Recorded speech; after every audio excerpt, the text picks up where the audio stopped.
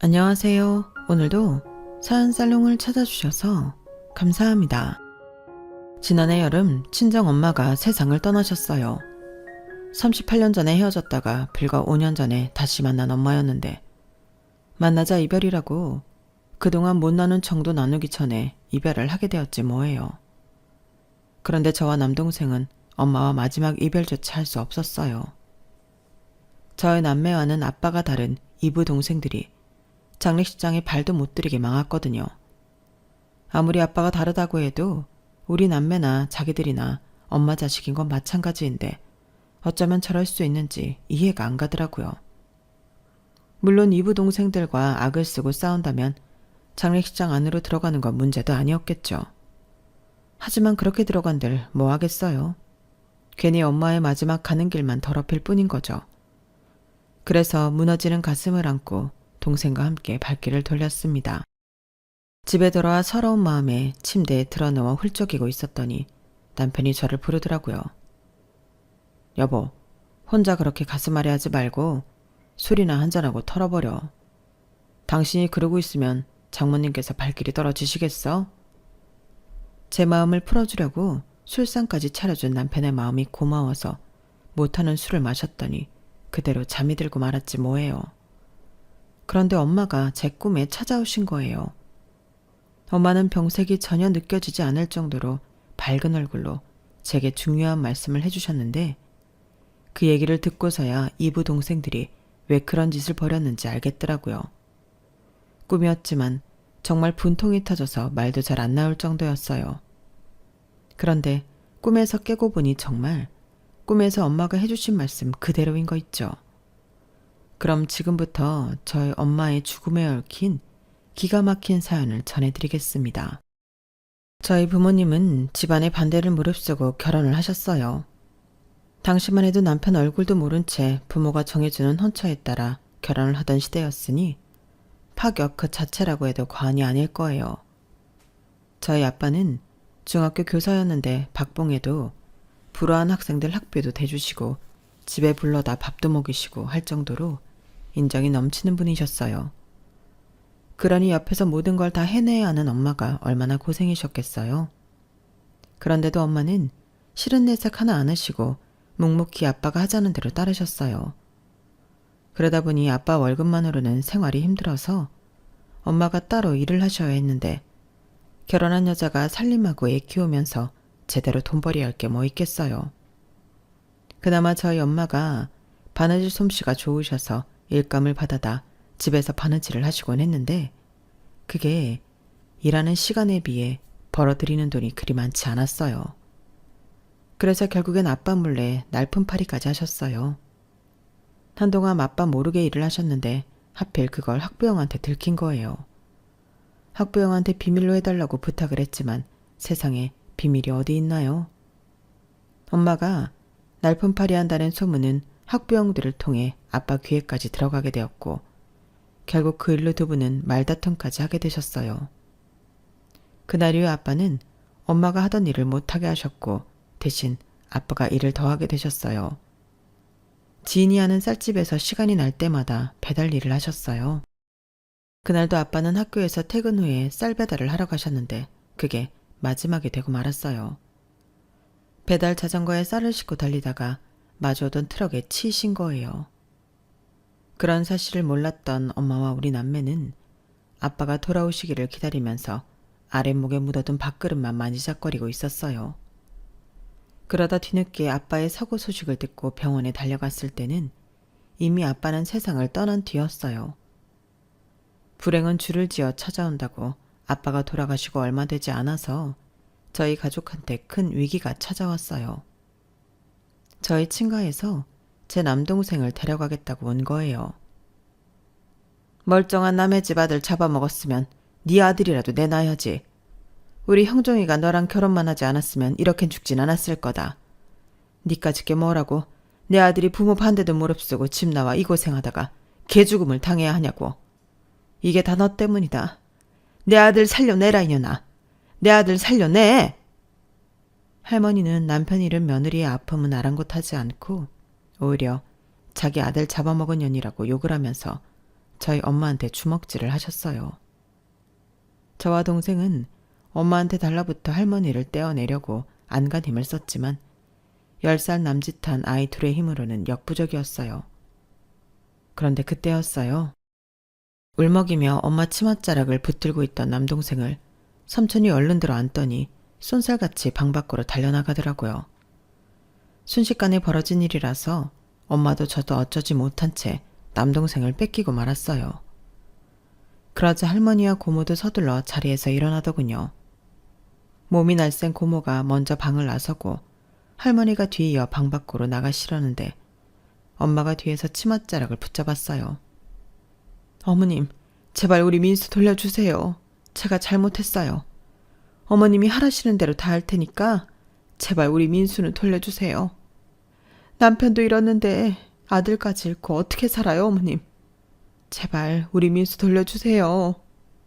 엄마는 할머니 치맛자락을 부여잡고 펑펑 울었어요. 하지만 할머니는 꿈쩍도 하지 않더라고요. 도저히 말이 통할 것 같지 않자 엄마는 계획을 바꿔 할머니를 밀치고 밖으로 달려나갔어요. 하지만 엄마가 삼촌한테서 제 동생을 뺏으러 가기도 전에 할머니한테 머리채를 잡히고 말았어요. 엄마는 필사적으로 양손을 휘저으며 삼촌이 있는 쪽으로 다가가려 했지만 좀처럼 앞으로 나갈 수가 없었어요. 할머니 한 사람만 상대하는 거였다면 그나마 나았겠지만 고모까지 합세하는 바람에 엄마는 힘에 부쳐서 삼촌이 서 있는 곳까지 닿지도 못했거든요. 결국 그날 엄마와 저는 할머니한테 제 남동생을 뺏기고 말았어요. 다음날 아침 제가 학교에 가고 난 뒤에도 엄마는 친가로 가서 아들을 돌려달라고 애원을 했지만 대문조차 열어주지 않았어요. 하지만 엄마도 쉽게 포기할 수만은 없었어요. 매일같이 본가로 가서 대문 앞에 쭈그리고 앉아 문이 열리기만을 기다렸으니까요. 그렇게 일주일쯤 지났을까요? 그날은 일요일이라서 저도 엄마와 함께 본가로 가보려고 준비를 하고 있었는데 집 앞에 웬 승용차가 멈추더라고요. 당시만 해도 그런 차를 타고 다니는 사람이 드물던 때라서 꽤나 돈이 있는 집 사람인가 보다 생각했어요. 그런데 그 차에서 내린 사람이 우리 집으로 들어오지 뭐예요. 엄마는 그 사람을 보자 버선발로 마당에 내려가 인사를 했어요. 그분이 바로 제 친할아버지셨거든요. 부모가 반대하는 결혼을 했던 아빠는 가족들과 연을 끊고 집을 나왔고 결혼식도 올리지 못한 채 혼인신고만 하고 엄마랑 살았기에 저는 친할머니와 친할아버지를 아빠가 돌아가신 후에나 보게 된 거예요. 할아버지께서 엄마와 단둘이 하실 얘기가 있다고 해서 저는 밖으로 나왔어요. 하지만 멀리는 가지 못하고 대문 밖을 서성이고 있었어요. 얼마나 있었을까요? 할아버지가 집에서 나오셨어요. 할아버지께서는 저를 보시고는 희미하게 미소만 지으시곤 차에 오르셨어요. 그런데 집 안에 들어가 보니 엄마가 등을 돌린 채 앉아서 어깨가 들썩이도록 흐느끼고 계셨어요. 할아버지한테 혼난 거냐고 우리 민수 안 준다고 그러냐고 물었더니 아니라고 하면서도 눈물이 그치지 않더라고요. 그런데 며칠 뒤 엄마가 그러시는 거예요. 민영아, 엄마 없이도 민영이가 민수 잘 돌볼 수 있지? 뜬금없는 엄마의 말에 저는 심장이 벌컹벌컹 뛰기 시작했어요. 그건 엄마 말 중에 엄마 없어도 라는 부분 때문이었어요. 아니나 다를까 엄마가 그러시는 거예요. 민영아, 엄마가 생각해 봤는데 아무래도 네가 할아버지 댁에 들어가 사는 게 좋겠어. 그러면 민수도 챙길 수 있고 너도 지금보다 훨씬 편하게 살 수 있을 거야. 할아버지가 약속하셨거든. 네가 원하면 대학 공부까지 시켜주시겠다고. 너도 알겠지만 엄마 힘으로는 민수랑 너 제대로 키우기 힘들어. 대학은커녕 당장 먹고 사는 것도 힘들어질 거야. 그러니까 할아버지 댁에 가서 잘 살아. 민수 외롭지 않게 누나인 네가 옆에서 잘 돌봐주고. 그럴 수 있지? 싫어. 나 대학 안 가도 되니까 엄마랑 살래. 엄마, 나 할아버지한테 보내지 마. 나 엄마랑 살 거야.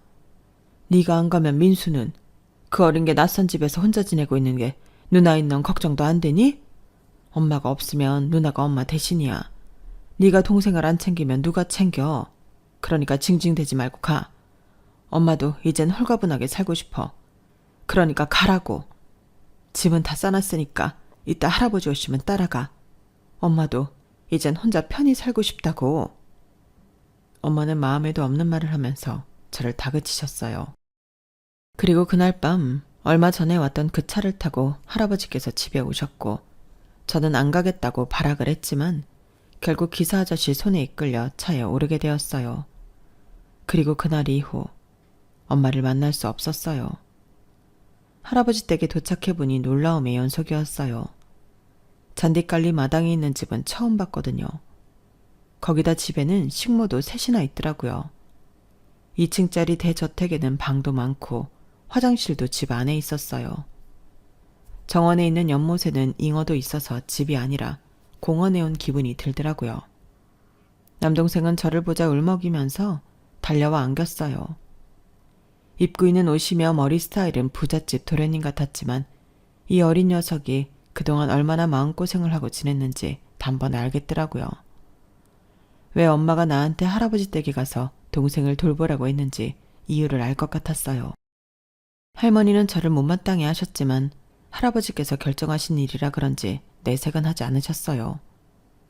그렇지만 먹는 거며 입는 거며 저랑 동생을 차별하는 것도 잊지 않으셨죠.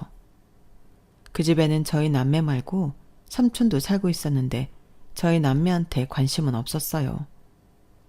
지난번에 저희 집에 할머니와 함께 왔던 고모는 결혼해서 근처에 살고 있었는데 기껏해야 1년에 5-6번 정도 찾아올 정도로 자주 찾아오지는 않았어요.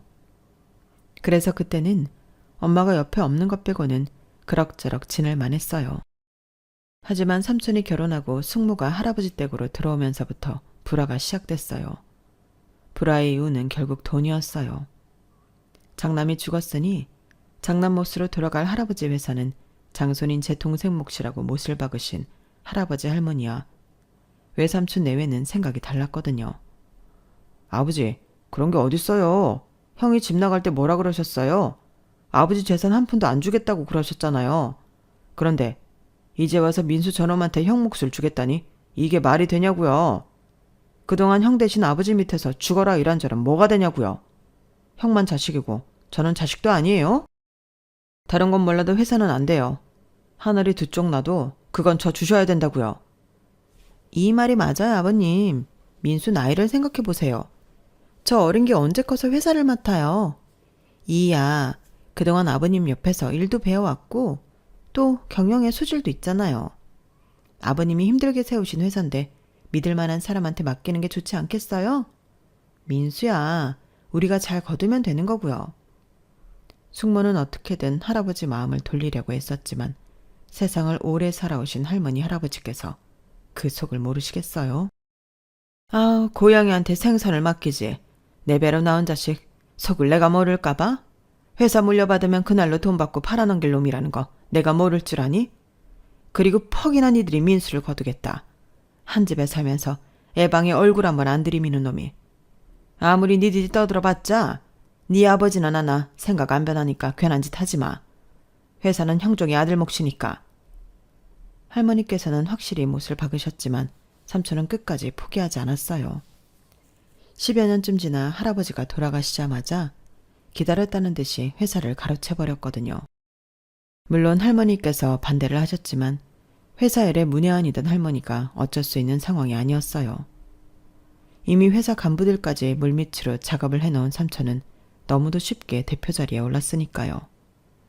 삼촌이 우리 남매를 위해 내어준 건 대학 등록금과 생활비 정도였어요.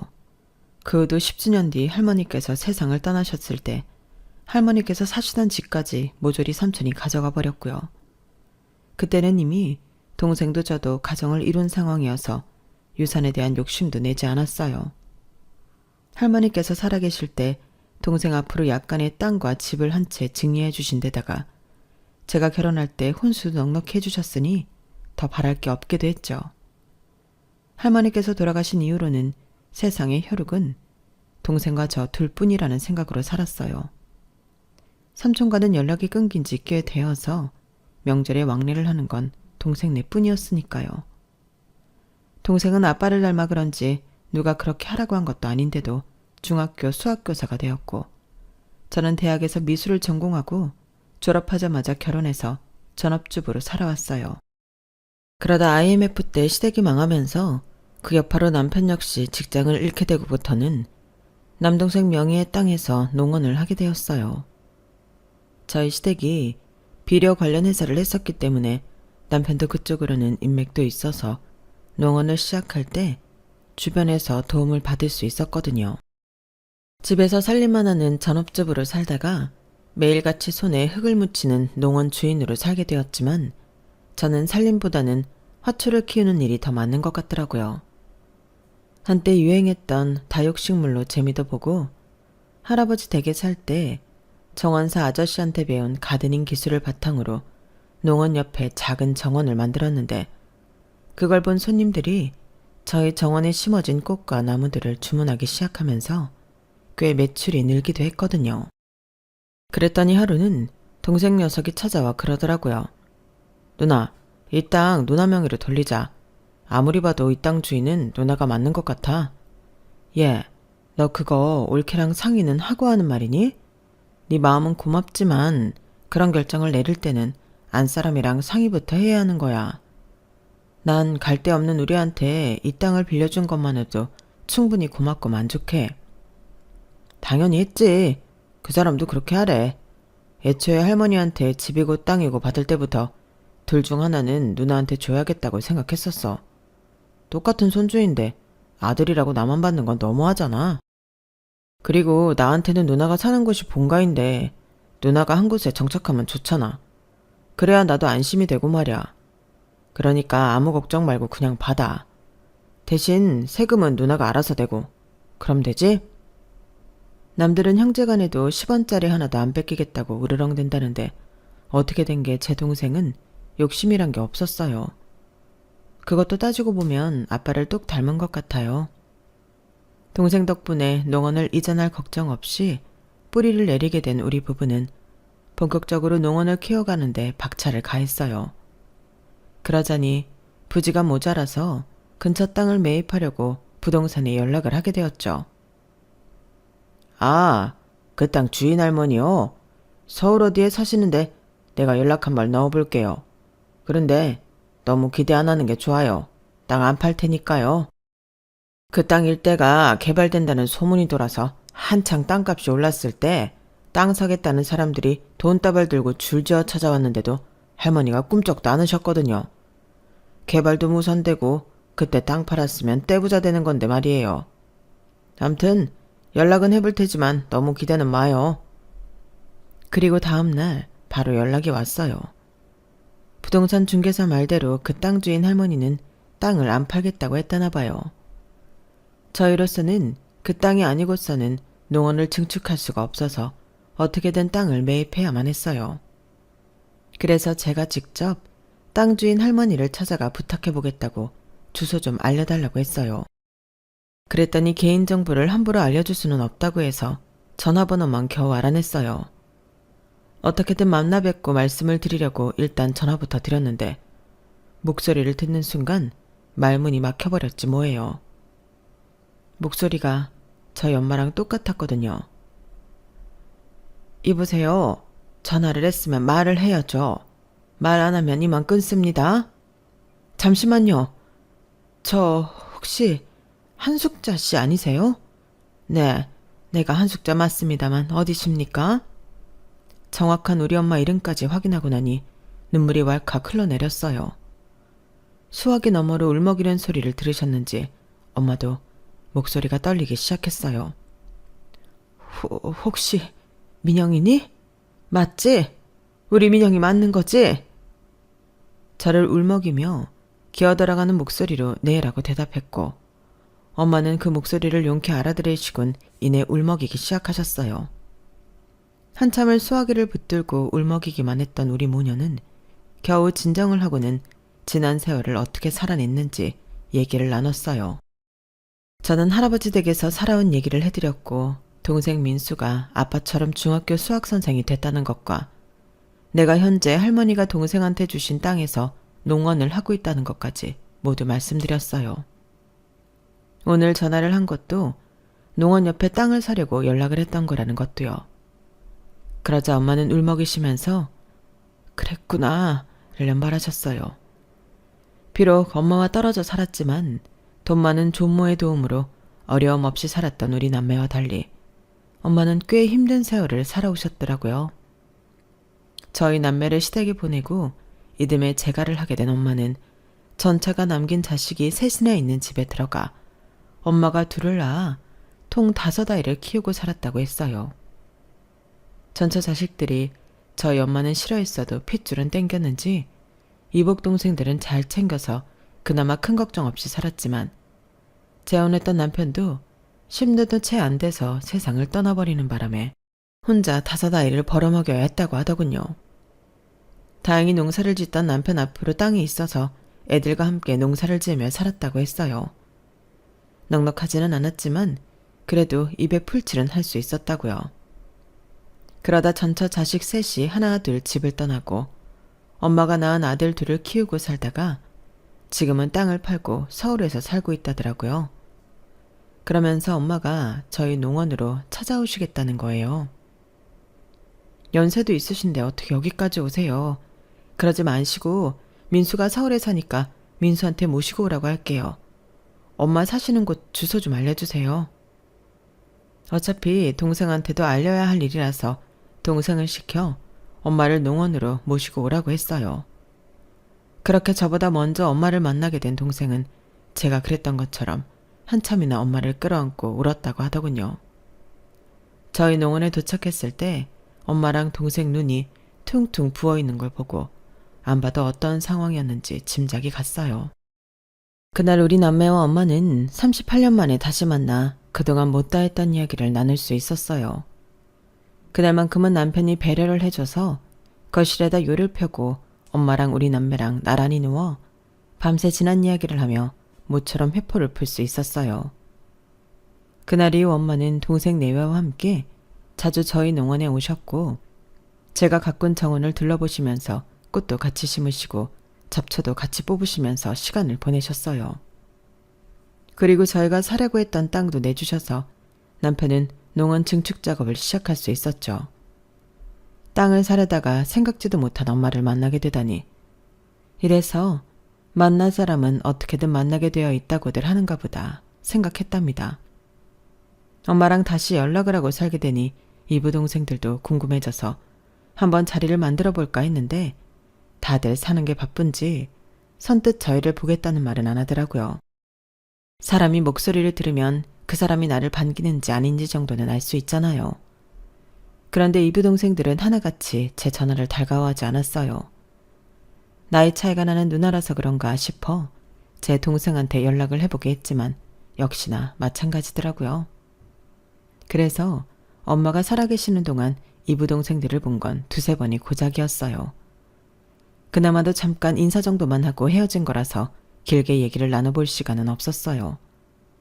그래도 빨리 정을 붙이는 게 좋겠다 싶어 제가 자주 전화를 하곤 했는데 한 번은 저랑 통화 중에 지 부인한테 이런 말을 하더라고요. 먹고 살기 바빠 죽겠는데 왜 이렇게 전화를 하나 몰라. 귀찮으니까 앞으로는 당신이 대신 받아. 어머머? 자기 형제를 왜 나한테 떠넘겨? 나도 싫어. 누나라는 사람도 참 그렇지. 이부 동생이면 거의 남인데 뭐 뜯어먹겠다고 연신 전화질이래. 제가 없는 데서 하는 말도 아니고 수화기를 들고 이런 말을 했다는 건 저보고 들으라고 하는 거랑 뭐가 다르겠어요.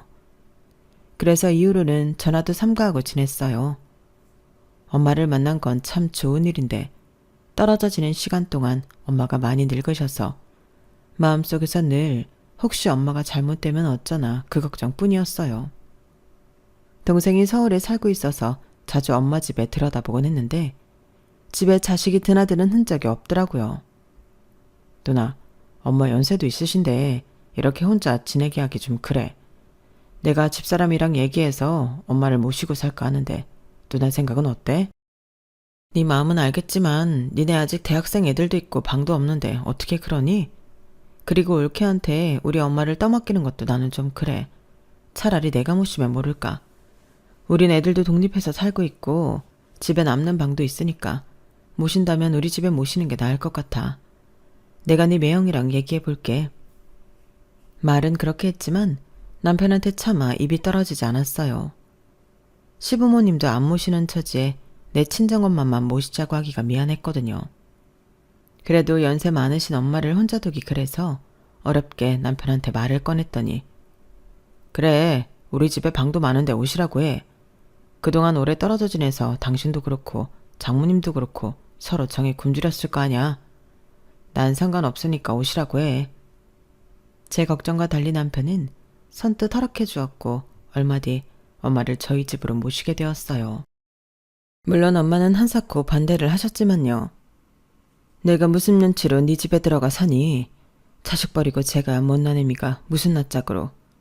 됐다. 내 걱정 말고 니들 사는 것만 생각해. 그리고 내가 너희 집에 들어가 살면 다른 자식들이 나 찾아오기 껄끄럽지 않겠니? 엄마, 나이 든 엄마를 해가 바뀌어도 한번 들여다보지도 않는 것들을 뭐하러 그렇게 생각해요. 나도 그렇고 민수도 그렇고 엄마 혼자 그러고 사는 거 걱정돼서 일도 손에 안 잡힌다고요. 엄마 편하자고 오시라는 거 아니에요. 우리 마음 편하자고 그러는 거지. 정 그렇게 그쪽 자식들 걱정되시면 오며 가며 지내시면 되잖아요.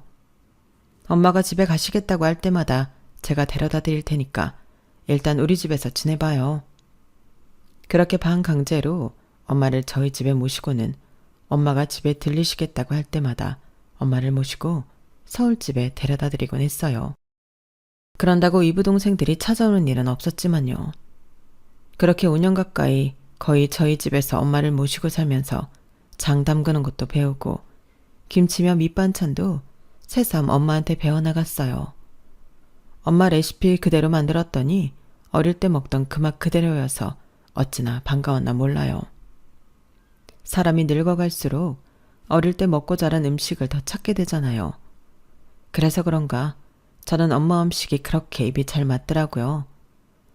엄마는 특히 제가 갖고 온 정원을 좋아하셨는데 특히 수국이 잔뜩 심겨진 꽃밭 앞에서 시간 가는 줄 모르고 앉아 계시곤 했어요. 난 수국이 참 좋더라.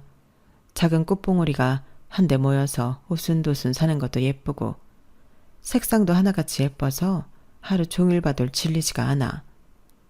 그 말을 들은 남편은 엄마가 편히 앉아서 수국을 감상하시도록 수국 옆에 나지막한 나무 의자를 만들어 드렸어요. 그리 대단한 솜씨는 아니었지만 장모님을 생각하는 사위의 마음이 담겨서 그런지 엄마도 그 의자를 무척 좋아하셨어요. 그렇게 함께하지 못했던 시간을 보상이라도 받듯이 제 곁에서 5년 가까이 머무르시던 엄마는 서울에 사는 이부 동생을 만나러 가야 한다고 하셔서 제 남편이 그 집에 데려다 드렸는데 며칠 뒤 병원에 입원을 하셨다는 연락이 온 거예요.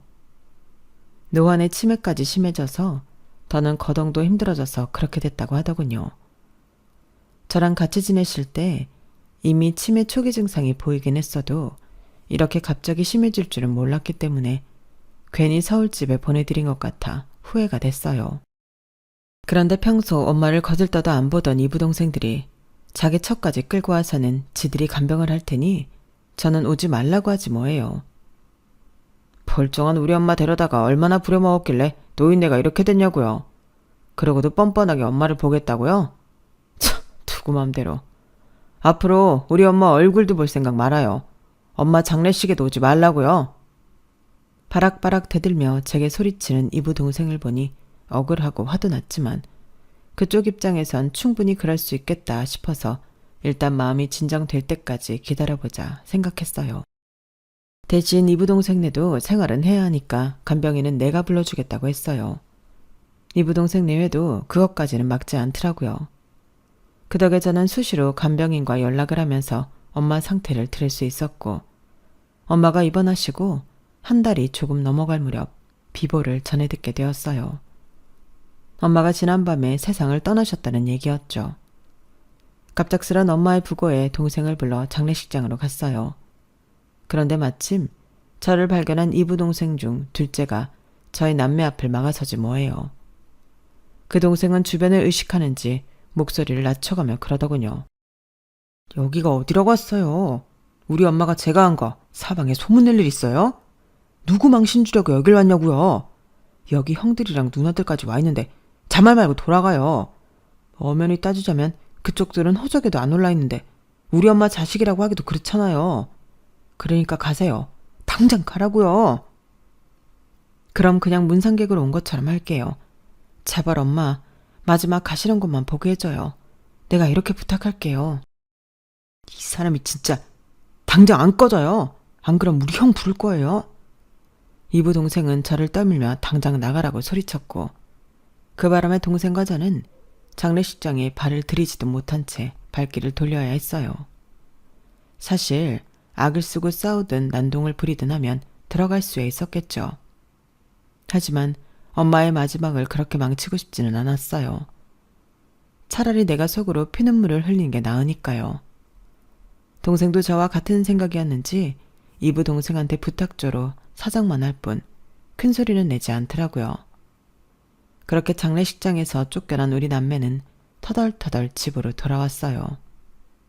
너무 속상하고 억울해서 도저히 참을 수가 없었지만 그렇다고 누구한테 하소연도 할 수 없었어요.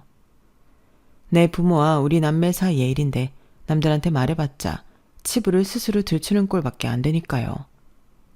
그래서 침대에 누워 끙끙거리며 울고 있는데 남편이 다가와 술이라도 한잔하고 풀라고 그러더군요. 평소 술은 입에 잘 안 되는 저였지만 그날은 술이라도 마셔야 이 괴로움에서 벗어날 수 있을 것 같았어요. 그래서 한 잔 두 잔 술을 털어 넣었는데 어느새 잠이 들어버린 거예요. 그런데 꿈에 엄마가 고운 한복 차림으로 저희 정원에 오셔서는 평소대로 수국 옆에 놓인 나무 의자에 앉아 같은 얘기를 하지 뭐예요. 민정아, 나는 이 수국이 그렇게 좋구나. 작은 꽃봉오리가 한데 모여 오순도순 사는 것도 예쁘고 꽃이랑 잎이 수북해서 그 안에 뭘 숨겨도 보이지도 않잖니? 민정아, 내가 왜 하루 종일 수국 앞에 앉아 있었는지 아니? 엄마는 그 말을 하시고는 제 얼굴을 물끄러미 바라보셨어요. 마치 당신의 말뜻을 알아맞혀보라는 듯이요. 그리고 꿈은 거기서 깼어요. 그래서 맨발로 정원에 나가 수국 앞에 섰어요. 캄캄한 밤이라 유일하게 달빛만이 수국 위에 잔잔하게 떨어져 있는데 그게 참 묘하게 보이더라고요. 엄마가 한 말의 뜻이 뭘까 한참을 생각해봤지만 도무지 떠오르는 게 없었어요. 그리고 드디어 탈상을 하는 날이 되었어요.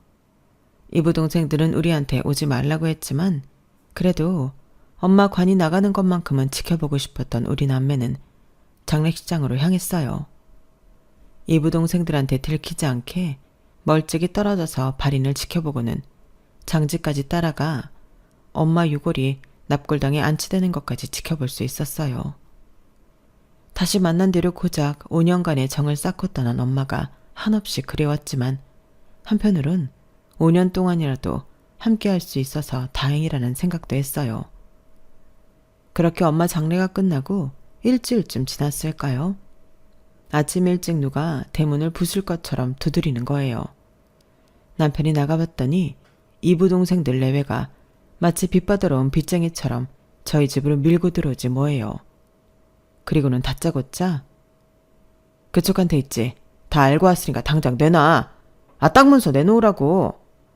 땅 문서라니 그게 무슨 소리예요? 어머 시침이 떼는 것 좀 봐. 저기요. 우리 어머님이 남긴 땅 문서 그쪽한테 있다는 거 다 아니까 시침이 그만 떼고 당장 내놓으세요. 그 인간들은 눈에 불을 켜고는 아침 대바람부터 알아듣지도 못할 말을 하며 우리 집 곳곳을 뒤지기 시작했어요. 장롱 속 이불을 다 헤집고 옷장이며 서랍장, 심지어 주방 서랍까지 죄다 뒤집어 까더라고요. 제 남편이 당장 그만두지 않으면 경찰을 부르겠다고 하는데도 아랑곳 않고 미친 년놈들처럼 뭔가를 찾느라 현안이 돼 있었어요. 그렇게 하고도 아무것도 나오지 않자 씩씩대며 그러더군요. 우리 엄마 앞으로 된 땅 당신도 알지? 근데 그 땅 문서가 왜 없냐고. 엄마가 분명히 그날 잠결하는 소리를 내가 다 들었는데 왜 없냔 말이야. 사정을 들어보니 엄마가 이부 동생 집에서 정신을 잃고 쓰러진 날 병원으로 이송되는 구급차 안에서 그런 말을 하셨다나 봐요. 아버님이 주신 양평 땅을 50억을 준다고 팔려고 했지만 안 팔았다고요. 아마도 예전에 부동산 중개소에서 들었던 그 말인 것 같았어요. 지금 저희 농원을 증축해서 쓰고 있는 그 땅 얘기요. 그걸 말해줄까 하다가 이놈들이 이 땅 때문에 나랑 내 동생을 엄마 병문안도 못하고 장례식에도 참석 못하게 한 거다 생각하니 분통이 터져서 말해주기 싫더라고요. 대신 남편이 나서서 저 대신 한 소리 해주었어요. 이런 것들도 인간이라고. 그깟 땅이 탐나서 부모 잃고 외롭게 산 사람을 장례식에도 못 오게 해? 니들이 그러고도 인간이라고 할 수 있어? 내가 장모님이었대도 니들 같은 놈들한테는 절대 아무것도 안 남겼을 거다. 천륜도 저버리고 돈만 챙기려는 쓰레기 같은 것들한테는 10원 한 장 남겨주고 싶은 마음이 안 생겼을 테니까. 땅 문선지 뭔지 우린 본 적도 없지만 있다 해도 니들 손에 안 남길 테니까 어디 니들 마음대로 해봐. 대신 이거 하나는 알아둬야 할 거야. 내 아내랑 처남한테 한 짓은 법정 가서도 니들한테 불리한 증거로 사용된 거라는 걸. 그 더러운 낯자 꼴도 보기 싫으니까 당장 내 집에서 나가. 경찰 부르기 전에 당장 나가라고. 결국 그 인간들은 소득 없이 돌아갔고 그제야 꿈에서 엄마가 했던 말이 떠올라 수국이 심겨진 화단으로 갔어요. 그리곤 수국밭 안쪽을 살피는데 물에 젖은 흙 속에서 살짝 삐져나와 있는 비닐팩이 보이지 뭐예요. 그걸 파봤더니 주방에서 쓰는 이중 비닐팩 안에 든 문서가 보이는 거예요. 문서를 꺼내보니 저와 제 동생 이름으로 된 땅 문서더라고요. 저희 농원을 증축한 땅과 그 일대 땅들의 문서 말이죠. 그러니까 엄마는 돌아가시기 전에 이미 이 땅을 저희 남매 앞으로 해두셨던 거예요.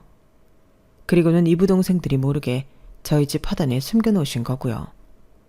숨겨놓은 땅 문서를 말하지 못한 게 걸리셨는지 저승으로 가시는 길에 잠시 제 꿈에 들러 어디 숨겨놓으셨는지 말씀을 해주셨던 거죠.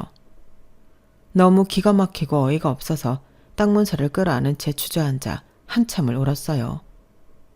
땅 문서 속에는 엄마의 글씨로 적힌 편지 한 장도 있었는데 거기에는 친할아버지가 엄마한테 재가를 강요했던 것과 그 대가로 이 땅을 엄마한테 준 것까지 모든 내막이 적혀 있었어요. 그 땅 문서를 볼 때마다 자식을 버린 모진 엄마라는 생각이 힘들었다면서 저희 남매한테 돌려주겠다는 내용도 함께요. 그게 우리 남매에 대한 엄마의 사죄의 뜻이라고 말이죠. 결국 엄마의 뜻대로 그 땅은 우리 남매 손에 들어오게 되었어요. 이부 동생들이 법적으로 문제 삼을 거리도 없을 만큼 이미 깔끔하게 증여가 된 상황이었으니까요. 엄마가 평생 한스러운 마음으로 바라보셨을 이 땅에는 저희 농원 일부와 남동생 내외가 노후를 보낼 전원주택이 들어서 있어요. 그곳에서 우리 남매는 엄마의 마지막 5년을 함께했던 추억을 곱씹으며 살아가고 있답니다. 엄마, 다음 생에는 절대 떨어지지 말고 우리 함께 살아요. 그때는 내가 못다한 효도 다 해드릴게요. 지금까지 제 사연을 들어주셔서 감사합니다. 내리사랑이라는데 오늘은 참 그 말을 곱씹게 되네요. 부모님들도 우리도 모두 건강하게 행복했으면 좋겠습니다. 여러분, 사연 댓글에 응원과 현명한 조언 부탁드려요. 좋아요와 구독은 저에게 큰 힘이 됩니다. 오늘도 좋은 일 가득하세요.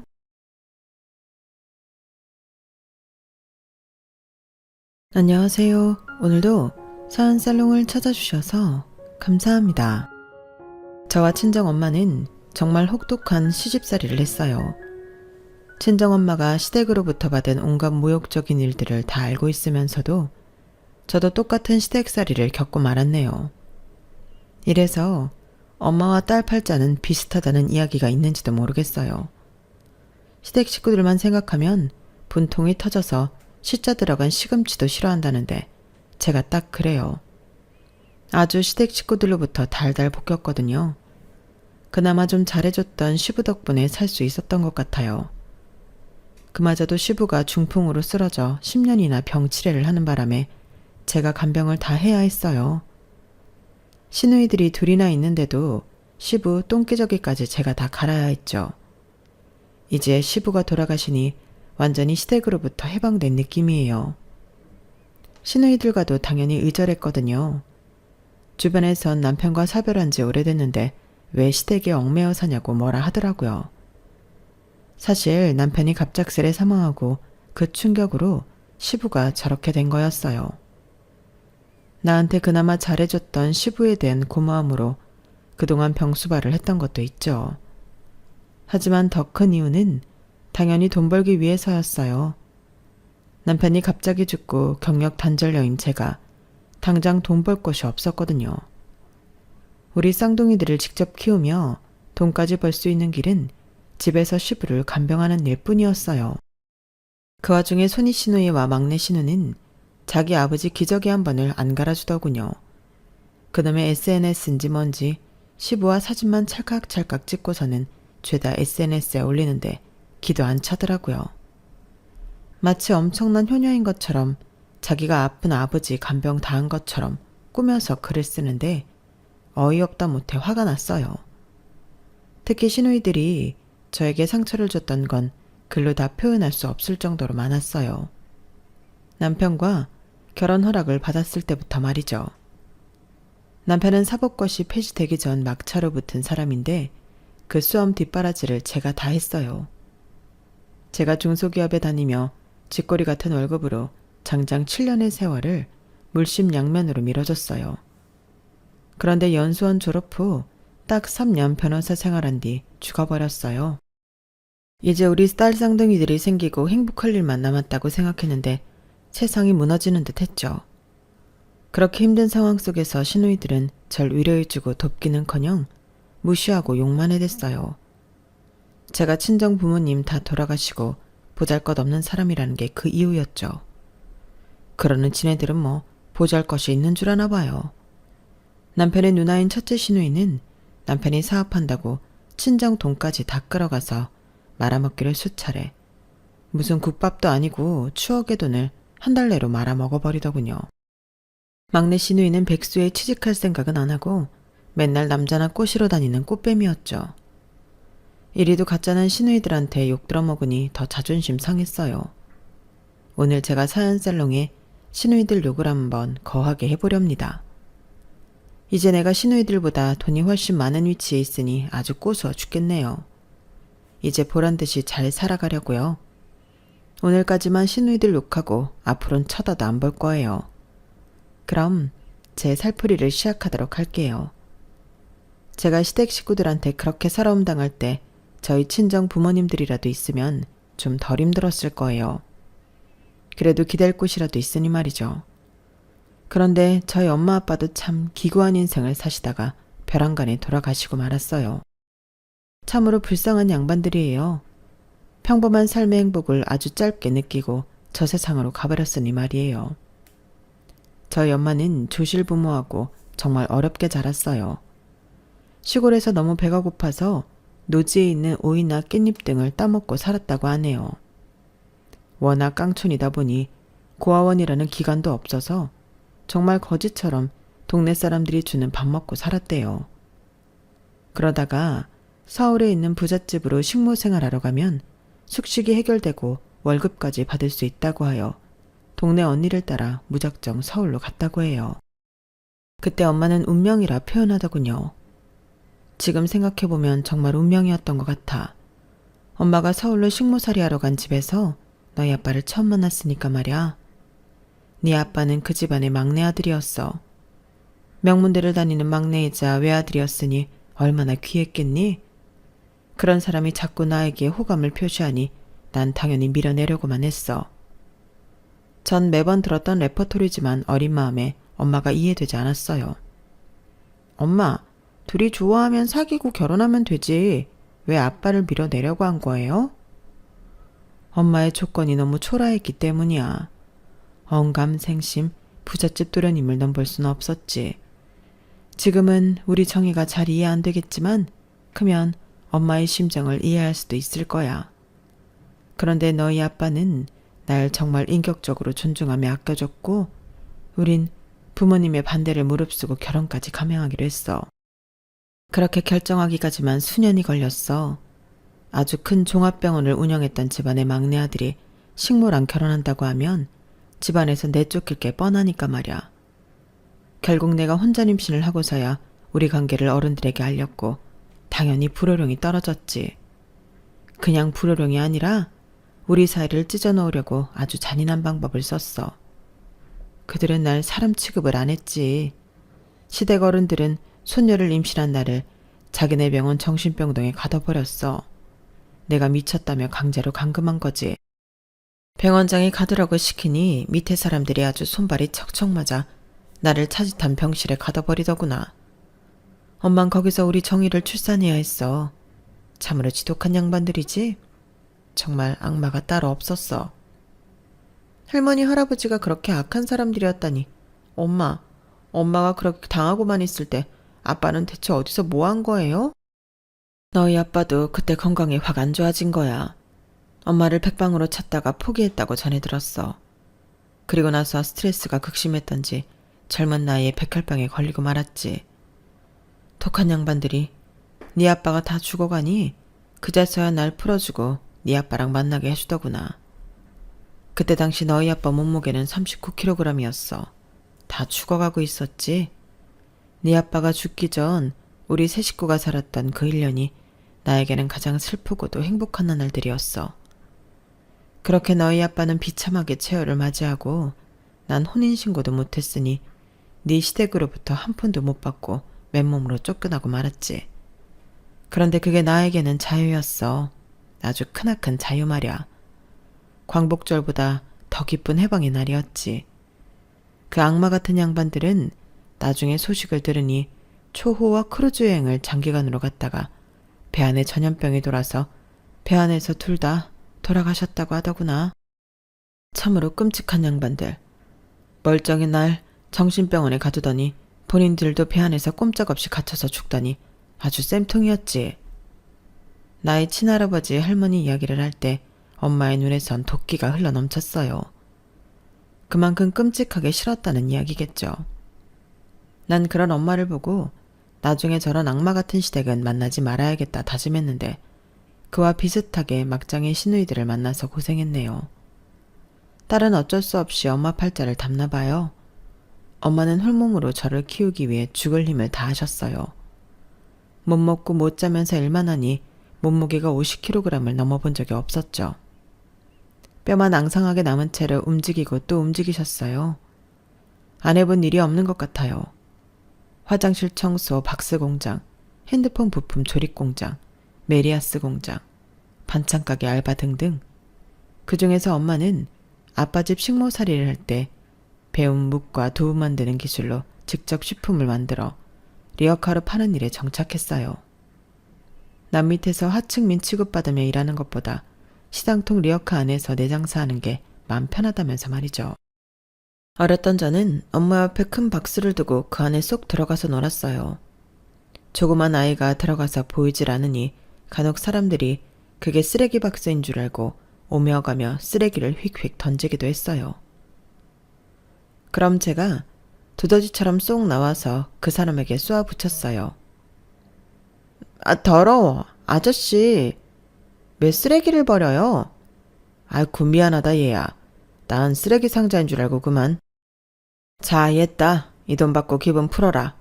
휴지로 좀 닦고 말이야. 아저씨는 제게 1,000원짜리 한 장을 쥐어줬어요. 전 그 돈이라도 갖고 싶었어요. 1,000원이 제게는 엄청나게 큰 돈이었거든요.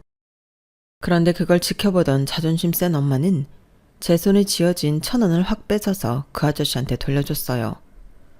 이 박스 우리 아이가 노는 곳이에요. 쓰레기 버리지 마세요. 그리고 이 돈 도로 가져가세요. 우린 거지가 아니거든요.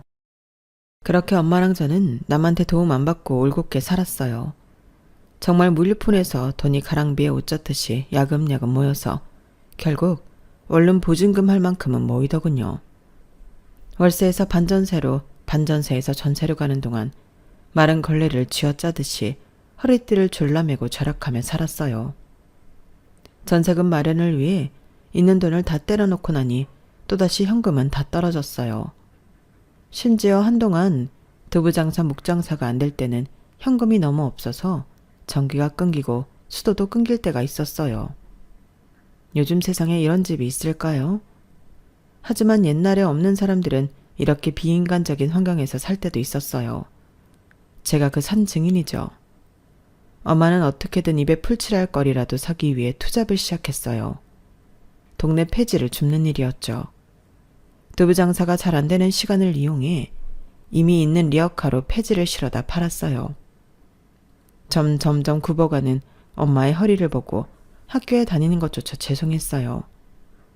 그 시간에 내가 알바를 해서 돈을 벌면 엄마가 굳이 폐지 줍는 일까진 안 해도 될 텐데 하는 생각이 들었죠. 그날도 하교하고 동네로 접어들었는데 저 멀리서 폐지를 줍는 엄마가 보이더군요. 반가운 마음에 아주 멀리서 엄마 하고 크게 불렀어요. 엄마는 제 목소리에 고개를 들고 허리를 펴고 제가 있는 쪽을 바라보셨어요. 아주 환하게 웃으며 절 향해 손을 흔들어 주셨어요. 그런데 그 순간 저 높은 비탈길에서 1톤 트럭 한 대가 와르르 엄마를 향해 달려오는 거 아니겠어요? 너무 순식간에 빠른 속도로 말이죠. 비탈길 아래쪽에 있던 엄마는 굉음과 함께 달려오는 트럭을 감지했지만 때는 이미 늦고 말았어요. 엄마! 얼른 피해! 엄마! 제가 목에 핏대 세우며 엄마한테 외쳤지만 너무 끔찍한 장면을 목격한 뒤였어요. 전속력으로 엄마에게 달려갔고 곁에 있던 사람들에게 소리쳤어요. 제발 우리 엄마 좀 살려주세요. 누가 119 좀 불러주세요. 엄마! 엄마! 피투성이가 된 엄마는 그때까진 의식이 좀 있어서 실눈을 뜨고 절 바라봤어요. 한 줄기 눈물을 떨구면서 제게 아주 얇은 목소리로 말했어요. 우리 딸 정이야. 내 딸 미안하다. 미안해. 엄마, 피가 너무 많이 나잖아. 엄마가 뭐가 미안해. 내가 미안하지. 내가 엄마를 부르지만 않았어도 이런 일은 없었을 텐데. 제발 깨어나세요. 곧 119 올 거야. 절대 정신 잃으면 안 돼. 엄마 없으면 나 혼자 어떻게 살아. 엄마. 목 놓아 엄마를 불렀지만 그러기엔 피가 너무 많이 났어요. 응급실에 가서도 내 피를 엄마한테 주면 안 되겠냐고 소리치며 울어댔지만 엄마는 이미 돌이킬 수 없는 상태였죠. 내 세상이 무너져 내렸어요. 며칠 밤을 새도 잠이 안 왔어요. 내가 그때 엄마를 불러 세우지만 않았어도 엄마가 그 트럭을 피할 수 있었을 텐데 다 내 탓이다. 내가 엄마를 죽인 거다라는 자책감이 24시간 날 괴롭혔어요. 그러기를 며칠이 지나고 저도 거의 산송장이 되어갈 때쯤 잠깐 낮잠이 들었는데 꿈에 엄마가 나타났어요. 엄마는 너무나도 평온한 얼굴을 하며 이렇게 말씀하셨어요. 정이야, 편하게 누워서 자. 죄책감에 시달릴 필요 없어. 엄마의 운명이 여기까지인 거야. 네 탓이 아니야. 네가 행복하게 열심히 살아가지 않는다면 엄마는 지천을 떠돌며 하늘나라에도 가지 못할 거야. 제발 악착같이 행복하게 살아줘. 그것만이 네가 할 일이야. 그리고 마지막으로 네가 할 수 있는 일에만 집중해. 세상엔 내 힘으로 어쩔 수 없는 일이 너무 많아. 거기에 스트레스 받을 필요 없어. 알았지? 엄마가 꼭 하늘에서 지켜보고 있을게. 현명한 우리 딸은 잘 살아갈 수 있을 거야. 사랑해, 정이야. 앉아서 잠깐 졸았다가 엄마의 목소리를 듣고는 바로 깨어났어요. 엄마의 제대로 된 마지막 같은 유언 같은 생각에 잊어버리기 전에 바로 옆에 있던 종이 쪽지에 다 적어놓았죠. 그 쪽지가 아직도 제 지갑 속에 온전하게 있어요. 악착같이 행복하게 살아라. 내가 컨트롤할 수 있는 일에만 집중해서 열심히 살아라. 엄마의 말씀을 제 생활 신조로 삼고 그대로 살아가고 있어요. 덕분에 그 후로 살아가면서 제가 어찌할 수 없는 일에 대해서는 스트레스를 최대한 받지 않으려 노력하는 것 같아요. 세상엔 진짜 별별 일이 다 일어나잖아요. 여러분께서도 내 노력으로 컨트롤할 수 없는 부분에서 일어나는 일에 너무 개념치 마세요.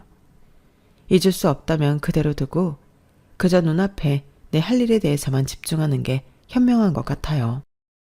어쨌든 그 후로 엄마는 내 가슴 속에 별로 묻어두고 일상생활을 이어가야 했어요.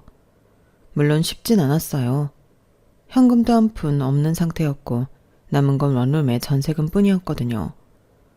전세금을 빼서 월세를 돌리고 몇 달간 학교를 다니며 그대로 생활했어요. 하지만 거금의 월세가 매달 빠져나가니 이겨낼 재간이 없더군요. 학교에서 하교하고 남는 시간에 알바를 하며 생활비 및 월세를 충당하기가 무진장 어려웠어요. 어쩔 수 없이 학교 측에 사정을 말씀드리고 자퇴를 했어요. 학교에선 고아원 등 기관에 들어갈 것을 권유했지만 그때의 생각엔 난 원래부터 고아가 아닌데 왜 내가 고아원에 들어가야 하나 하면서 혼자 이겨내고 싶었어요. 학업은 다 커서 다시 시작하면 된다고 생각했어요. 어찌 보면 어리석은 생각이었죠. 어쨌든 고등학교도 제대로 졸업하지 못한 채 엄마가 남겨준 리어카를 끌고 시장에 나갔어요. 맨 처음엔 복숭아가 제철이어서 도매시장에서 복숭아를 좀 사다가 팔았어요. 워낙 비싼 과일이라 복숭아를 맘 놓고 먹어보지 못한 한이 있었거든요.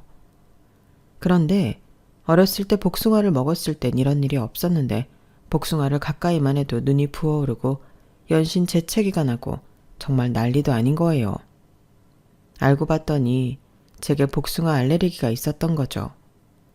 하루 만에 복숭아를 팔아보겠다는 야심찬 계획은 물거품이 되었어요. 피부과 가서 약만 잔뜩 사 먹었더랬죠. 엄마가 묵 만들고 두부 만들었던 걸 항상 옆에서 도왔기에 다시 엄마 방식 그대로 만들어서 팔기로 다짐했어요. 그랬더니 오히려 아주머니들에게 잘 팔리더군요.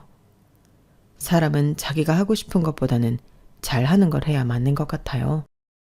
자영업 하시는 분들은 공감하실 거예요. 자영업이라는 게 회사원들처럼 칼퇴하고 이런 게 없죠. 아침부터 시장통에 나가서 밤 늦게까지 해야 했어요. 바보처럼 처음엔 앉을 의자도 준비 안 했다가 딱 하루 서서 일하고 집에 와서 그대로 쓰러질 뻔했어요. 바로 다음 날부터 플라스틱 의자를 준비해서 앉아가면서 장사했어요. 4, 5시쯤 장시간에 장사가 한창 잘 될 때는 정신없다가 저녁 시간이 되면 폭풍처럼 배가 고프기 시작했어요. 바로 앞 편의점에 있는 라면을 후루룩 쩝쩝 아주 맛나게 먹고 있는 남자가 있더군요. 무슨 먹방 보듯이 그 남자가 라면을 흡입하고 있는 장면을 뚫어지게 쳐다봤어요. 그러다가 눈이 딱 마주쳤어요. 갑자기 머쓱해져서 다른 곳으로 시선을 돌리고 말았죠. 제 머릿속엔 얼른 장사 끝내고 집에 가서 밥에 물 말아서 김치랑 먹어야지 하고 생각하고 있었어요. 그때 당시 고시원에서 살았는데 김치랑 밥은 항상 있었거든요. 그런데 갑자기 어둠 속에서 누군가가 제게 물건을 불쑥 내밀었어요. 누구세요? 불빛에 비쳐 다시 얼굴을 보니 아까 편의점에서 라면 먹던 남자였어요. 놀래켜 드렸다면 죄송해요. 독서실 오며 가며 예전부터 뵀었어요. 저보다 어리신 것 같은데 장사를 아주 열정적으로 하시더라고요. 김이 모락모락하는 묵이랑 두부 보면 너무 맛있어 보이더라고요. 아직 저녁 식사 전이시죠? 아까 편의점에서 제가 라면 먹고 있는 모습 보고 계시는 것 같아서 제가 컵라면하고 삼각김밥 사왔어요. 뜨신 물까지 받아놨으니 한 1, 2분 있다가 드시면 될 것 같아요. 삼각김밥과 함께 말이죠. 그 남자는 컵라면과 삼각김밥을 제게 줬어요. 저희 배꼽시계가 꼬르륵 꼬르륵 요동을 치고 있던 터라 감사합니다라는 짧은 말과 함께 바로 고개를 쳐받고 먹었어요. 그 남자가 제게 음식만 전달하고 가는 듯 했거든요. 창피함도 없이 정말 흡입하듯이 후루룩 쩝쩝 순식간에 다 먹었더랬죠. 한참을 먹고 고개를 들었더니 그 남자가 이번엔 웬 음료수를 들고 찾아왔더군요. 아까 봤던 남자였는데 또 놀랬네요. 아이쿠. 아유, 또 놀래켜드린 건가요? 식사하시는데 죄송합니다. 물도 없이 드시는 것 같아서 제가 음료수 하나 사왔어요. 전 진짜 가볼게요. 다시 독서실로 돌아가야죠 뭐. 그럼 안녕히. 숫기가 없었던 저는 괜시리 얼굴이 붉어졌어요. 안녕히 가시라는 말도 제대로 하지 못한 채 음료수만 들고 있었네요. 그도 그럴 것이 제 나이 20살에 가까워지고 있었는데 사춘기 이후로 남자 말해본 적이 거의 없었어요. 고등학교 중퇴긴 하지만 여중 여고를 다녔었고 그동안 먹고 사느라 정신이 없었거든요. 어쨌든 그 일이 있고 난 후 이상하게도 그전에 눈에 띄지 않던 그 남자가 매일같이 눈에 밟혔어요. 독서실이 시장통에 있었기 때문에 매일 마주쳤어요. 그 남자가 제게 아주 열심히 눈을 맞춰가며 인사를 했기 때문에 더욱 눈에 띄었는지도 모르겠네요. 시간이 흐를수록 그 남자가 내 기력하에 와서 말을 거는 횟수가 잦아졌어요. 장사가 뜸한 시간대를 알아놓고는 하루에도 몇 번씩 찾아왔어요. 우린 시장통 내 리어카 앞에서 대화를 나누며 서로에 대해 많은 걸 알아갈 수 있었어요. 그의 이름은 임효찬이었고 나이는 20대 중후반이었어요. 군대도 다녀오고 대학도 졸업한 채로 사법고시를 준비하는 사람이었어요. 그때 당시 사법고시가 폐지되고 로스쿨이 들어선다는 기사가 났던지라 그 사람은 똥줄 타며 공부하고 있더군요. 그런데 똥줄 타는 것 치고는 너무 열심히 안 했어요. 특히 저 때문인 것 같아서 그 사람이 수험생이라는 걸 안 뒤로는 제가 공부에 매진하라고 말할 정도였으니 말이죠. 그렇게 어려운 시험 준비하면서 저랑 이렇게 노닥거릴 시간이 없을 것 같아요. 괜히 제가 시간 빼는 것 같아 죄송하네요. 얼른 독서실로 들어가서 공부하세요. 정희 씨가 내 머릿속에 들어와 떡하니 앉아있으니 공부에 집중이 안 되는 건 맞긴 하네요. 그럼 이렇게 하죠. 우리 이 시간부로 연인합시다. 정희 씨를 내 여자로 딱 결정해 놓으면 맘 놓고 사법고시 준비할 수 있을 것 같아서요.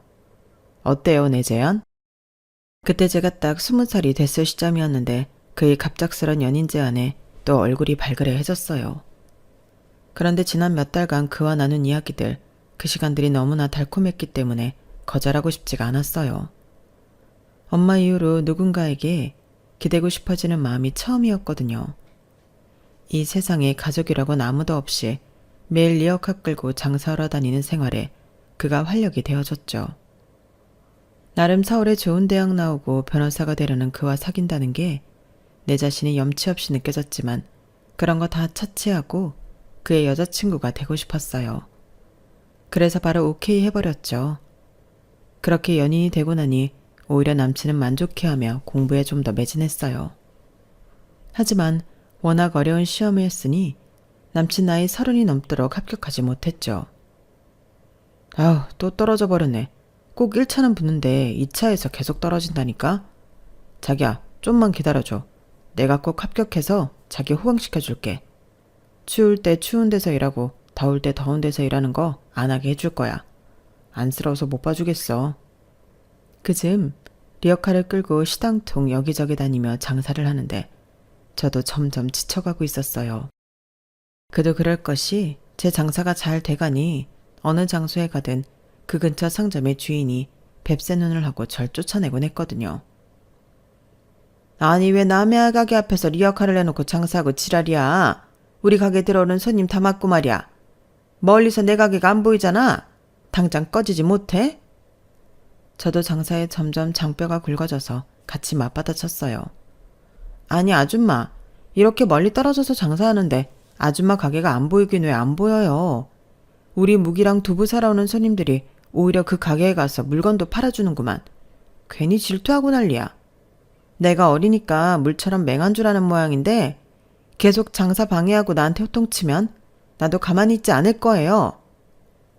그토록 수기가 없던 제가 시당통 짬밥 몇 년을 거치다 보니 이렇게 용기 있어지더군요. 하지만 장사에 대해 계속 회의를 느끼고 있긴 했어요. 남친 말대로 더울 때 더운 데서 일하고 추울 때 추운 데서 일하면서 건강도 많이 망쳐가고 있다는 게 체감될 정도였죠. 남친이 제 고민을 듣더니 책을 몇 권 사다 줬어요. 그리고 자기 용돈을 쪼개어 독서실을 끊어줬어요. 자기야, 장사는 장사 시간에만 잠깐 하고 당분간 이 책으로 중소기업이라도 취업 준비하자. 일단 검정고시 먼저 통과하고 말이야. 남친의 제안대로 검정고시 먼저 준비했고 그리 어렵지 않게 패스할 수 있었어요. 그리고는 전산회계 책 등으로 격리직을 준비했고 어려웠지만 열심히 공부했죠. 남친 독서실에서 말이에요. 중소기업 취직에 필요한 최소한의 자격만 준비해서 취업에 성공했어요. 조금 어린 나이였던 점이 오히려 플러스로 작용한 것 같았어요. 처음으로 직장인이 되어 또각구두 신고 출근하는데 눈물이 날 지경이었죠. 추울 때 온풍기 나오고 더울 때 에어컨 나오는 사무실. 심지어 나만의 책상에서 일할 때면 너무 행복했어요. 비록 월급은 엄청나게 적었지만 직장 생활은 마냥 행복하기만 했어요. 남친은 어머니를 일찍 여의고 아버지와 누나 그리고 여동생과 살고 있었어요. 남친 아빠는 노동일하며 근근히 먹고 사셨고 누나는 시집을 잘 못 가서 맨날 맞고 살고 사업한다는 매형한테 돈 뺏기며 지내고 있다고 했어요. 여동생은 밖으로만 돌며 취업 준비도 안 하고 맨날 백수라고 하더군요. 그런 집안에서 용돈 받으며 편하게 수험 생활을 지속할 순 없었어요. 하지만 변호사가 평생의 꿈이라고 하니 시험 준비하지 말고 그냥 취업하라고 말릴 수도 없는 노릇이었어요. 그나마 먼저 취업하여 돈 벌고 있던 제가 남친의 수험 비용의 대부분을 대주기 시작했어요. 남친은 제 첫사랑이자 마지막 사랑이라고 여겼거든요. 가족 없는 제게 남친은 이 세상의 전부였어요. 가족보다 더 가족 같은 남친에게 돈을 투자하지 못할 이유는 없었죠. 그렇게 뒷바라지하기를 어언 7년. 남친은 사법고시 폐지되기 전에 가까스로 합격을 하였어요. 저를 비롯해 본인 가족들까지 모두 포기할 때 즈음에 붙은 거예요. 합격 소식을 듣고 남친과 얼싸안고 몇 시간을 울었어요. 이제 고생 끝, 행복 시작이라고 생각했어요. 내 인생은 핑크빛으로 온통 행복할 일만 남았다고 생각했죠. 연수원에 들어간 남친은 제게 프로포즈 했어요. 연수원에서 결혼하는 동기들이 제법 된다면서 말이죠. 두말할 것도 없이 당연히 예스를 외쳤고 남친의 가족들을 만나 뵙기로 했어요. 그런데 앞불싸. 남친처럼 착하기만 한 가족들일 줄 알았는데 이거 뭐 장난이 아니더군요. 특히나 예비 시누이들이 싸가지가 바가지였어요. 자기 동생이 사법고시 합격했다고 마치 본인들도 신분이 상승한 것처럼 절 깔봤죠. 네가 내 남동생이랑 7년을 사귀었든 10년을 사귀었든 상관없어. 이 만남은 애초부터 잘못됐다 이거야. 내 남동생이 지금 열쇠 몇 개를 가져올 부잣집 딸내미한테 장가가도 모자랄 판에 뭐? 고등학교도 제대로 못 나온 가족 없는 년한테 장가를? 하, 나 참 기가 차서 정말. 안 돼. 절대 결혼 용납 못해. 기가 차는 건 저였어요. 아직 변호사가 된 것도 아니고 사법시험에 통과했을 뿐인데 절 하층민 취급하다니 너무 열받더군요. 제가 효찬씨 고시 준비할 때 7년이나 뒷바라지한 건 잘 아시죠? 제가 회사 다니면서 번 돈으로 용돈이며 독서실비, 책가까지 다 대줬다고요. 이제 와서 저보고 꺼지라고요? 그렇게는 못하겠네요. 분위기가 점점 과열되자 남친 아빠가 나섰어요. 효정아, 이 아가씨 말이 맞다. 우리가 효찬이 공부하는데 해준 게 뭐가 있냐.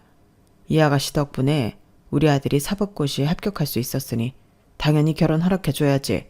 뭔 말이 많아? 남친 아빠가 이렇게 큰소리치며 나서줬더니 예비 시누이들이 입을 삐죽이면서도 아무 말 못하더군요. 너무 감사했어요. 그렇게 우리 커플은 남친 연수원 1년 차에 바로 결혼했어요. 아직 남편의 돈벌이가 거의 없으니 당연히 제 월급으로 신혼생활을 했죠. 집도 절도 없으니 시댁에 얹혀 사는 것도 당연했고요. 돈 한 푼 없는 줄 알았던 시댁은 의외로 시부가 꿍쳐놓은 부동산이 좀 있었어요. 그런데 하도 시부의 돈을 시누이들이 이리 빼먹고 저리 빼먹고 해서 아예 자식들에게 풀질 않더군요. 시부 자체가 워낙 구두쇠이기도 해서 우린 정말 풀떼기만 먹고 살아야 했어요. 무슨 초식동물도 아니고 하도 고기가 먹고 싶을 때면 남편만 따로 불러서 외식을 하고 오기도 했어요. 그럴 때면 귀신같이 고기 냄새를 맡고 같이 살던 막내 시누이가 와서 지랄을 했죠. 아니 새언니, 못 빼어먹은 티를 작작 내야지. 이렇게 예의를 밥 말아먹고 살아서야 어디 같이 살 수 있겠나. 고기를 먹으려면 식구들 다 같이 먹어야지. 단둘이 처먹고 온 거야? 네 참, 이래서 중조를 집안에 들이면 안 된다니까? 백수 주제에 말이라고 다인 줄 아나. 정말 막내 신우의 막말은 해가 갈수록 더했어요. 맨 처음엔 좀 참다가 나중에는 심하게 맞받아쳤어요. 그랬더니 좀 잠잠해지더군요. 중졸인 나보다 고졸인 아가씨는 뭐가 그리 못나서 돈 한 푼 못 벌고 빌빌대시나? 그렇게 고기가 드시고 싶거든 나가서 직접 돈 벌어서 사드세요. 백수 주제에 돈 버는 사람 무시하고 난리야. 이렇게 같이 쏘아주지 않으면 한도 끝도 없이 사람 무시하는 종자들이 바로 2명의 시누이들이었어요. 같이 맞부딪히면서도 제 마음은 점점 피폐해져 갔어요. 시댁살이가 보통 힘든 게 아니더군요. 남편은 연수원 졸업하고 변호사가 되었어요. 하지만 나이 많고 사시 성적이나 연수원 성적이 좋지 않아 그런저런 로펌에 취직이 됐어요. 사자 붙은 전문직은 무조건 월 1,000 이상은 벌 줄 알았는데 오히려 대기업보다 못한 월급이었죠. 그래도 이제 맞벌이를 하게 됐으니 조금 숨통이 튀었어요. 그렇게 한 3년 정도가 지나고 전 쌍둥이를 임신하게 됐어요. 그토록 기다리던 임신이었는데 자꾸 피가 비치고 유산기가 있어서 할 수 없이 직장을 퇴직해야 했어요. 복지가 좋은 곳도 아니라서 병가를 길게 낼 수도 없었거든요. 그래도 남편을 믿고 퇴직하고 병원에 입원도 하고 집에 누워있기도 했어요. 당연히 제가 누워있던 꼴을 못 보던 시누이들이 쌍으로 공격을 해댔죠. 아이고, 오랜만에 친정에 와봤더니 저것이 또 누워있네 그래. 옳게. 누구네 안 가져봤어? 어디서 공주처럼 맨날 쳐 누워있고 지랄이야. 얼른 일어나서 집안일 하지 못해? 평소 같았지만 맞받아치겠는데 임신을 하고 나니 호르몬 탓인지 자꾸만 눈물이 났어요. 그날은 말도 못할 정도로 꺼이꺼이 울어버렸죠. 도저히 더 이상은 참을 수 없어서 퇴근하는 남편을 붙잡고 호소했어요. 나 더 이상은 시댁살이 못하겠어. 그동안 모아놓은 돈도 있으니 당장 나가 살자. 분가하자고. 제가 울면서 호소하니 남편도 놀라서는 당장 나가 살 집을 알아봤어요. 작은 전셋집 하나를 알아보고는 토요일에 계약하러 가자고 하더군요. 아직 계약도 안 했는데 뛸 듯이 기뻤어요. 토요일만 손꼽아 기다리고 있었죠. 그런데 금요일 밤 남편은 심장마비로 저 세상으로 떠나고 말았어요. 단잠을 자고 일어났더니 남편이 싸늘하게 식어 있었죠. 여보, 자기야, 이 사람이 왜 이래? 왜 안 일어나는 거야? 아버님 아가씨, 이리 좀 와봐요. 이 사람이 이상해요. 얼른 119 좀 불러주세요. 전 친정엄마가 사고 났을 당시 119 좀 불러달라며 목 놓아 울었던 기억이 떠올랐어요. 남편까지 엄마와 똑같이 저 세상으로 가버릴까봐 너무 무서웠는데 결국 그렇게 되고 말았죠. 만삭이었기에 제 배는 남산만 했고 딸 쌍둥이가 태어나기 직전이었어요. 그런데 세상에 이럴 수가. 나쁜 일은 한꺼번에 들이닥친다고 하더니 하나뿐인 외아들이 심장마비로 죽어버린 것에 충격을 받은 시부가 중풍으로 쓰러진 거예요. 그 와중에 전 딸아 쌍둥이를 저 혼자 낳아야 했고 산후조리도 제대로 못한 채 시댁으로 들어와 중풍으로 누워있는 시부의 병간호까지 해야 했어요. 그때까지 제 인생에서 험단한 일을 다 겪었다고 생각했는데 아니었어요.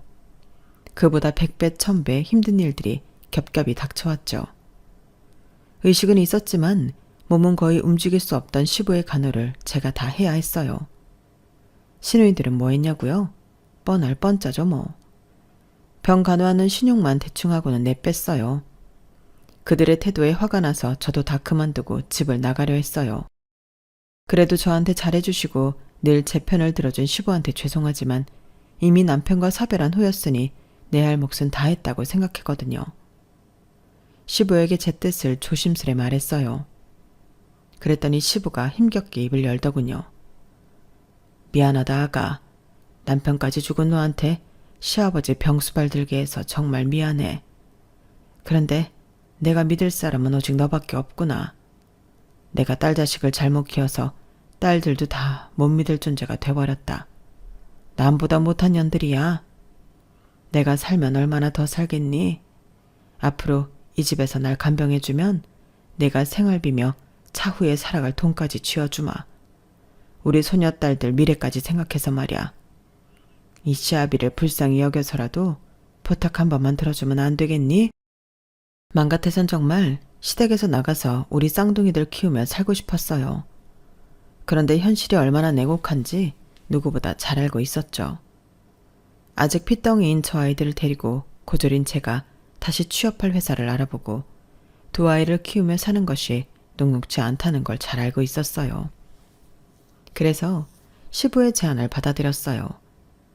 그래도 돈 한 푼 안 더머는 시부지만 부동산 재산이 좀 있다는 건 알고 있었거든요. 시부가 허튼 소리 할 뿐은 아니니 간병을 하면서 집에서 아기를 키우고 있으면 좀 더 안정되게 살 수 있을 거라고 생각했어요. 시부는 본인이 얼마 못 살 거라고 했지만 그 후로 장장 10년을 더 사셨어요. 그 10년의 세월 동안 제가 남몰래 훔친 눈물은 이루 말도 못해요. 남편도 없는 과부가 시부의 간병을 해야 했으니까요. 그런데 그 이유 중 대부분이 바로 시누이들 때문이었죠. 본인들 아빠 똥기저귀 갈고 있는 저한테 위로의 말이나 격려는 못해줄 망정 비아냥대기 일쑤였어요. 언니, 아빠 기저귀를 이렇게 채우면 어떡해요? 다 새잖아요. 벌써 몇 년이나 간병했으면 이런 거 하나 제대로 못하나? 아, 멍충이 같으니라고. 뭐? 지금 뭐라고 했어요? 아가씨가 기저귀 한 번을 갈아드려 봤어요?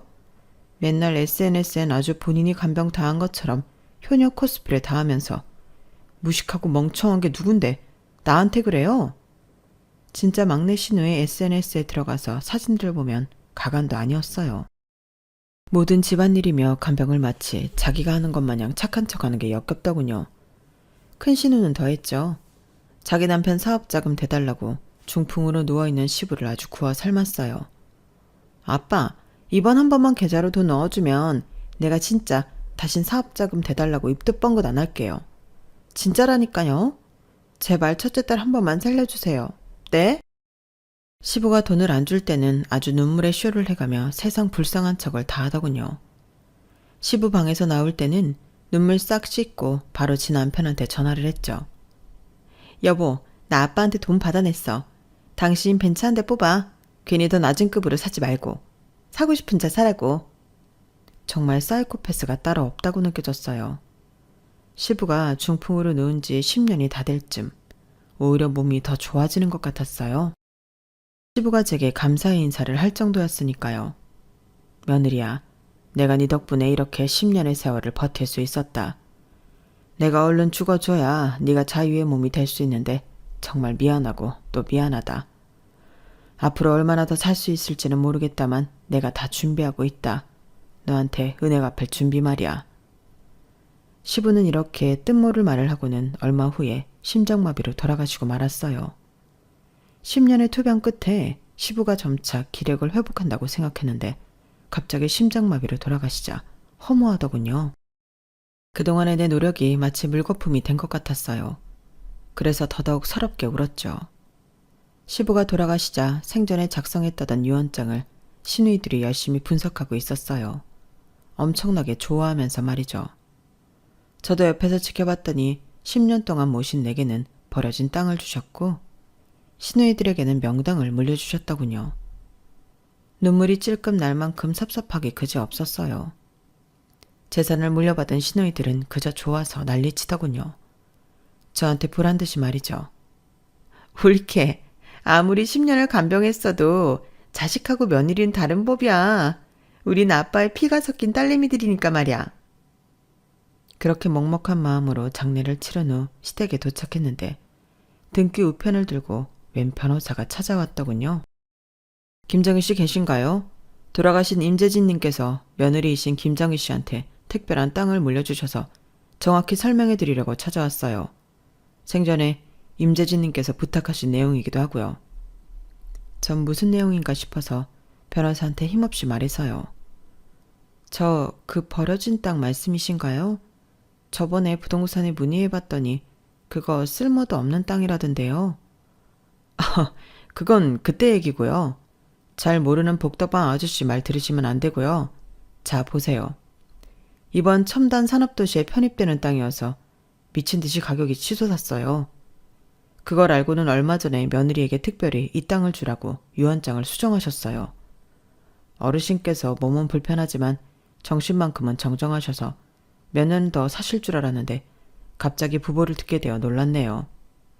하여간 현재 시세 세금 떼고도 50억입니다.